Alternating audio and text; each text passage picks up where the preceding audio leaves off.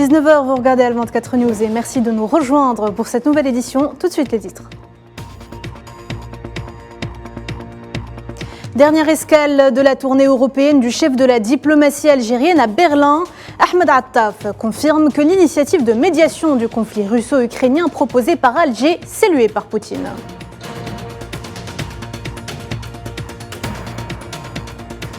Foire internationale d'Alger, l'Algérie prête à ouvrir 2 expositions internationales permanentes au Sénégal et en Mauritanie d'ici juillet prochain.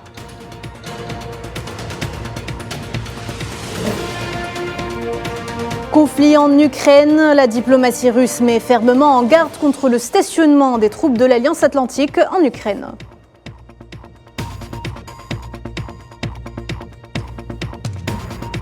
Enfin, coup d'envoi du sommet de la finance mondiale à Paris, changement climatique, endettement et rééquilibrage des rapports Nord-Sud au menu.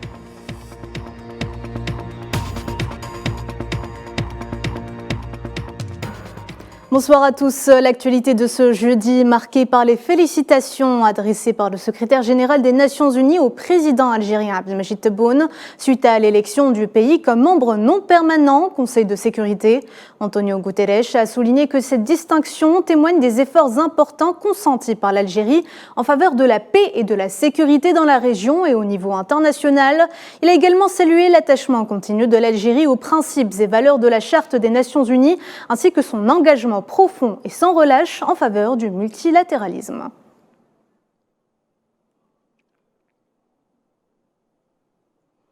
Et je vous le disais en titre, le chef de la diplomatie algérienne est arrivé ce jeudi à Berlin, dernière étape de sa tournée européenne. Lors de sa rencontre avec son homologue allemande Annalena Baerbock, Ahmed Attaf a souligné l'importance que l'Algérie attache au règlement pacifique des crises internationales, confirmant que l'initiative de médiation proposée par Alger après la visite du président algérien Abdelmadjid Tebboune en Russie a été saluée par le président russe Vladimir Poutine.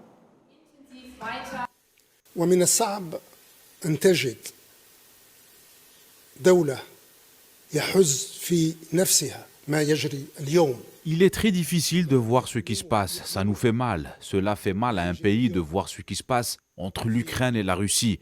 C'est pourquoi le président Tebboune a suggéré un rôle de médiateur pour faire avancer la paix, afin qu'il y ait un consensus entre les 2 pays. Ce sont 2 nations amies de l'Algérie. Nous voulons remplir le rôle de médiateur. C'est une initiative que nous avons prise et le président Poutine l'a dit très clairement lors d'une conférence de presse. J'accepte cette médiation. Il aimerait également voir l'Ukraine disposer à cette médiation. Nous voulons construire un pont entre les 2 pays. C'est notre aspiration et cela doit être compris comme tel. Proche-Orient, dans les territoires occupés de la Palestine, l'escalade menée par l'armée d'occupation ne faiblit pas. Plusieurs colons ont mené des campagnes d'incursion et d'agression contre les civils palestiniens sous la protection des forces sionistes. Le point avec Naila Hamoud. Inquiétante spirale de violence en Cisjordanie occupée. Dernière en date, l'attaque des 2 villages Tel Messaïa et Ourif. Environ 400 colons y ont pénétré, mettant le feu à une 60aine de voitures et une 30aine de maisons, toujours sous la protection de l'armée sioniste. Des affrontements entre forces de l'occupation et palestiniens ont éclaté, faisant 1 mort côté palestinien et une dizaine de blessés. Les ambulances ont même été empêchées d'atteindre la ville. L'autorité palestinienne considère cet acte barbare comme étant un remake du carnage de Hawara. Washington s'est dit inquiète face aux attaques de colons contre les 2 villes palestiniennes. Même chose pour les Nations Unies qui se sont contentées timidement d'exprimer leurs préoccupations.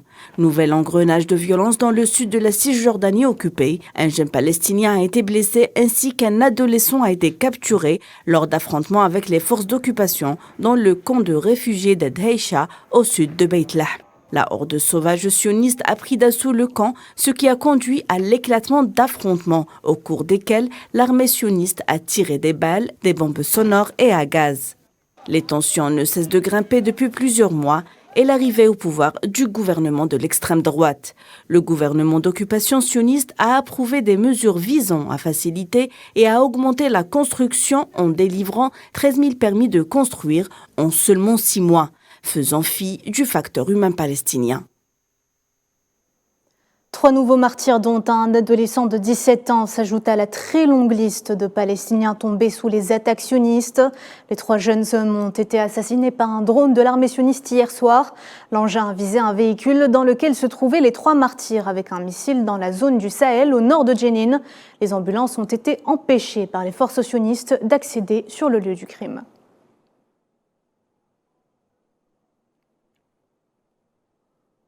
Et dans ce contexte d'escalade, les réactions internationales restent timides en dépit des appels de plusieurs pays à condamner les attaques et à tenir les colons comme responsables.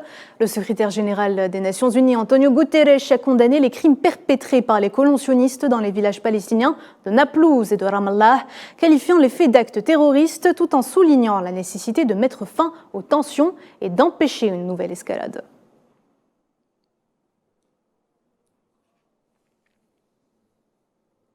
L'envoyé spécial français Jean-Yves Le Drian en mission de concertation à Beyrouth pour aider le Liban à sortir du blocage politique.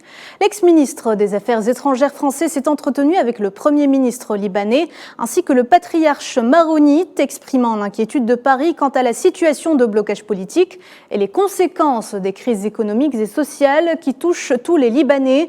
Pour rappel, cette visite intervient après que le Liban ait échoué pour la 12e fois à élire un président.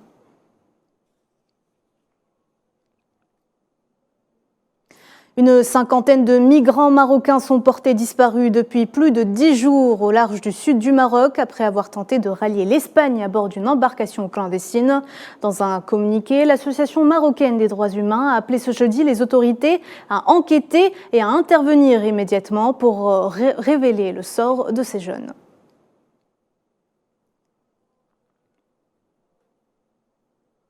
Le ministre algérien du Commerce et de la Promotion des Exportations a révélé ce jeudi l'intention d'Alger d'ouvrir 2 expositions permanentes pour promouvoir les produits algériens en Afrique.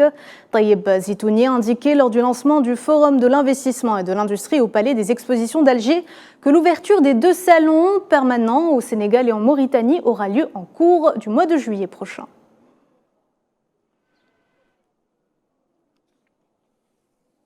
Et on reste dans le continent. La Banque africaine de développement a révélé que pas moins de 216 millions d'enfants souffrent d'un retard de croissance et de malnutrition en Afrique. À cet effet, la BAD s'active et multiplie ses appels et actions pour sauver des milliers d'enfants africains qui risquent de mourir avant leur 5e anniversaire.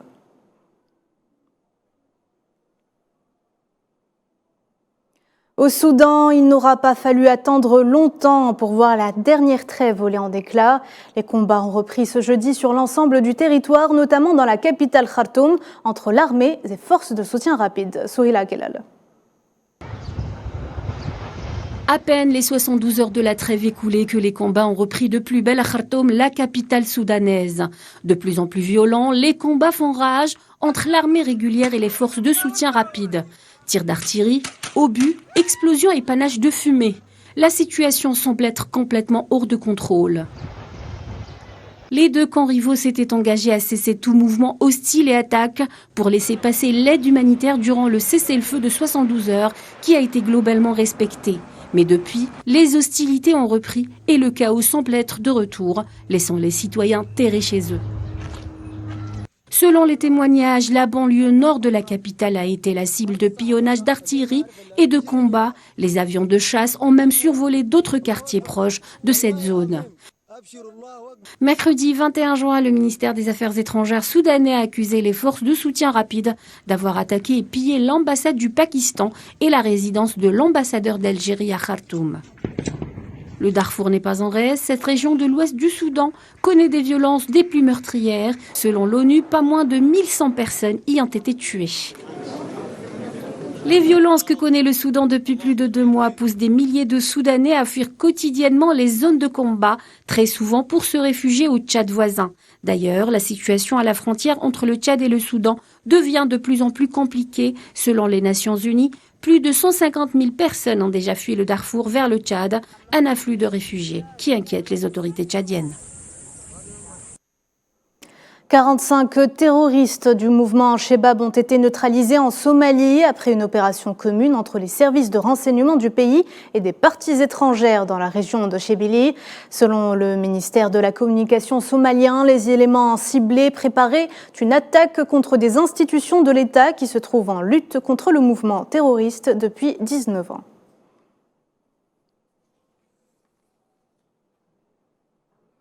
Les membres du Conseil de sécurité de l'ONU tiennent justement ce jeudi des consultations privées sur la situation en Somalie, en ce qui concerne particulièrement le renouvellement du mandat de la mission de transition de l'Union africaine dans le pays, qui arrivera à terme à la fin du mois en cours. Les développements récents dans la mise en œuvre des priorités du gouvernement somalien sont également au cœur des discussions.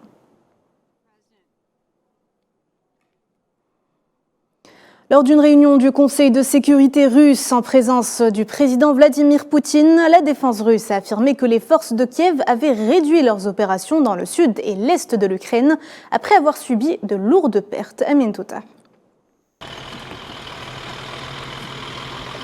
À Bakhmout et dans plusieurs régions du sud et de l'est de l'Ukraine, la contre-offensive de Kiev semble battre de l'aile, et ce en raison des risques de mines, selon le président ukrainien Volodymyr Zelensky. Dans la foulée, l'Ukraine a annoncé avoir abattu des drones russes. Lors de la réunion du Conseil de sécurité russe, le ministre de la Défense Sergei Shoigu a déclaré qu'au terme de 2 semaines d'opération, les forces ukrainiennes ont revu à la baisse leurs activités tout en regroupant les troupes afin de mener une nouvelle offensive. Pour Shoigu, les unités de Kiev ont assez de ressources pour poursuivre les attaques. À ce jour, après 16 jours d'opérations de combat actives et après avoir subi de lourdes pertes, l'ennemi a diminué son activité et se regroupe et se reconstitue maintenant.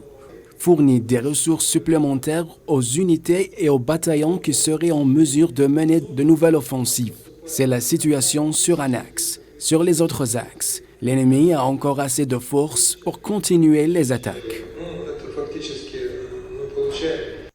Des opérations militaires de Kiev qui se caractérisent par un appui occidental. Mais selon le Kremlin, leur influence sur les opérations n'est pas significative. Les aides à destination de l'Ukraine sont estimées à plus de 20 milliards de dollars depuis le début de l'année. Dans la région de Kherson, l'administrateur de la ville a affirmé que Kiev était derrière les frappes visant le pont de Changar, reliant la Crimée à la région de Kherson. Selon le comité d'enquête, 4 missiles Storm de longue portée auraient été utilisés pour cibler le pont. Conflit en Ukraine toujours, la Russie met en garde contre le stationnement des troupes de l'OTAN en Ukraine. C'est ce qu'a annoncé ce jeudi le vice-ministre russe des Affaires étrangères Sergei Ryabkov, appelant les États-Unis à ne pas commettre d'erreurs aux conséquences dangereuses.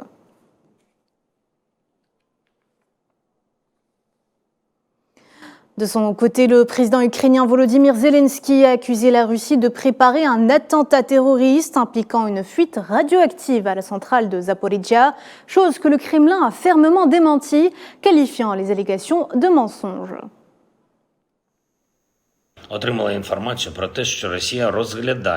La Russie utilise la centrale nucléaire de Zaporizhzhia comme élément d'agression. Elle occupe la centrale. Elle couvre avec elle le bombardement des villes voisines. Elle y entrepose des armes et des soldats. Nos services de renseignement ont reçu des informations selon lesquelles la Russie envisage le scénario d'un axe terroriste à la centrale nucléaire de Zaporizhzhia. Un attentat avec un rejet de radiation. Ils ont tout préparé à cet effet. Diplomatie, après plusieurs années de relations tendues, le ministre des Affaires étrangères iranien a été reçu ce jeudi par le président des Émirats arabes unis, concluant ainsi sa tournée dans le Golfe. Les deux parties ont discuté des évolutions positives et de la nécessité de renforcer la stabilité dans la région. Ils ont également signé un accord sur l'aviation civile pour renforcer les liaisons aériennes.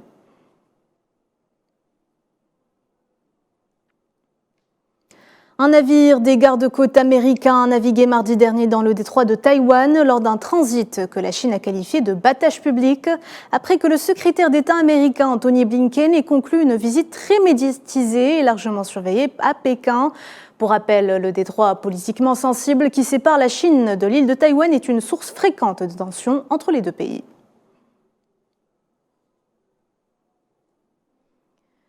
Des hostilités qui reprennent entre Pékin et Washington. La porte-parole du ministère chinois des Affaires étrangères, Mao Ning, a qualifié les propos du président américain Joe Biden, qualifiant Xi Jinping de dictateur, d'irresponsable et en contradiction avec le protocole diplomatique. On écoute.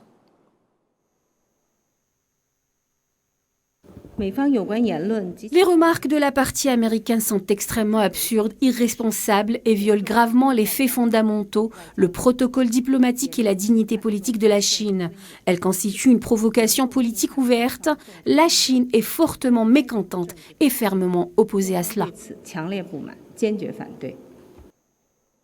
Sommet de Paris sur la finance mondiale. Washington veut faire pression pour que les créanciers des pays pauvres et en développement participent aux négociations pour restructurer leurs dettes.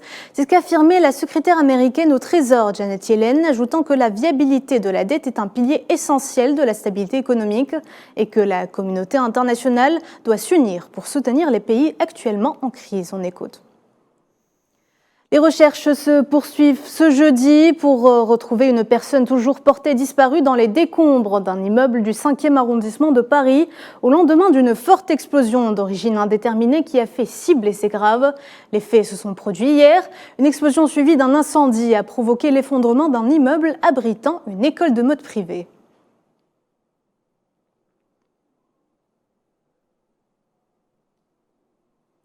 On en parlait justement tout à l'heure, des dirigeants du monde entier ont afflué à Paris pour le sommet du nouveau pacte financier mondial.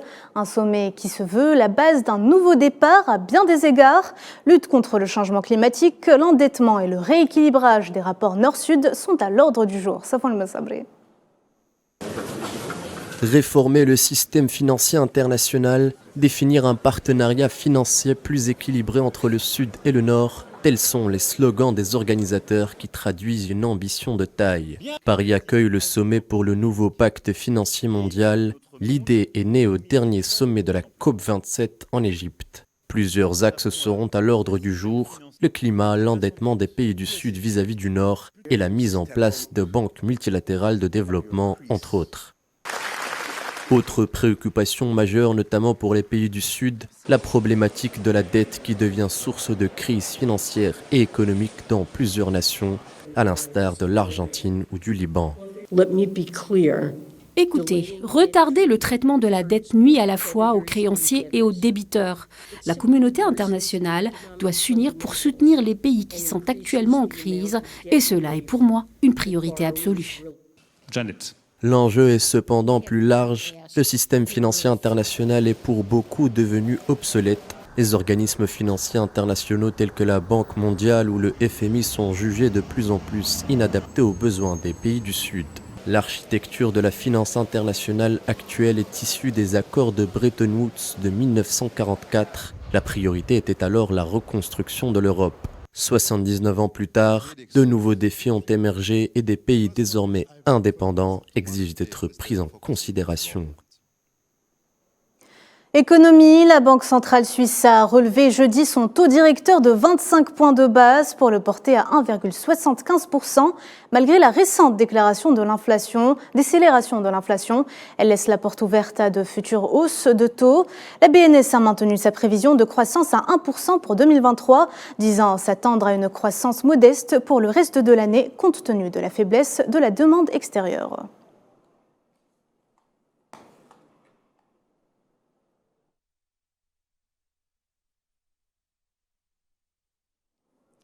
Sport football, finale de la 56e édition de la Coupe d'Algérie au stade Miloud Hetfi d'Oran en présence du président algérien. Au terme de 90 minutes, les deux équipes devront disputer une séance de prolongation de 30 minutes. Sinon, ce sera la séance de tir au but. Alors, à qui reviendra Dame Coupe? Réponse dans nos prochaines éditions.